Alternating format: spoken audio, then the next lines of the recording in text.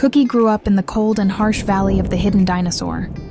Thankfully, due to being a draft horse, the cold did not affect him, but yet, he still was pressured to work. It was never abusive and they never tried to hurt him. He was just pressured and overworked. The company he worked for was VOTD, which is where they transport rare materials to the rest of Jorvik. After a while, however, Cookie started to tire down. He started refusing work and no longer pulled heavy loads.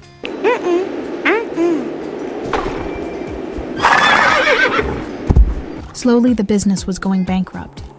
All the horses started refusing, and no cars could get through the thick snow. Without the horses, the business would have to stop.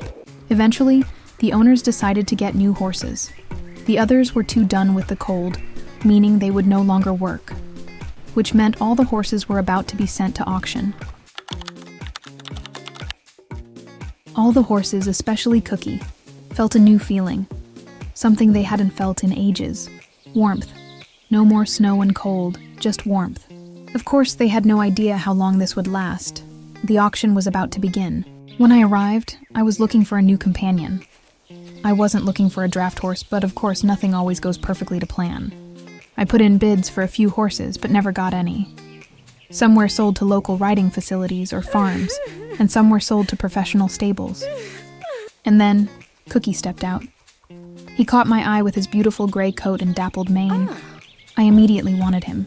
I started placing in bids immediately.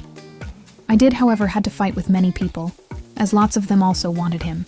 But eventually, with no counterbid, a winner was called out, which was myself. This now draft horse was my own.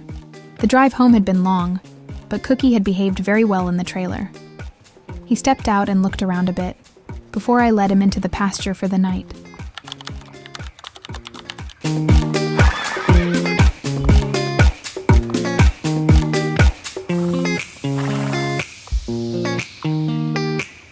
The next day, I decided to see if he would accept a rider. I chucked some simple tack on him and walked him around before jumping on.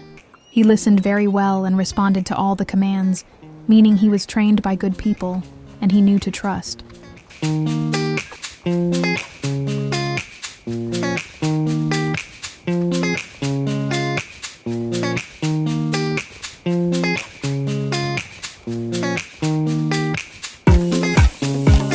Eventually, we started on more advanced things like jumping, and he did surprisingly very well.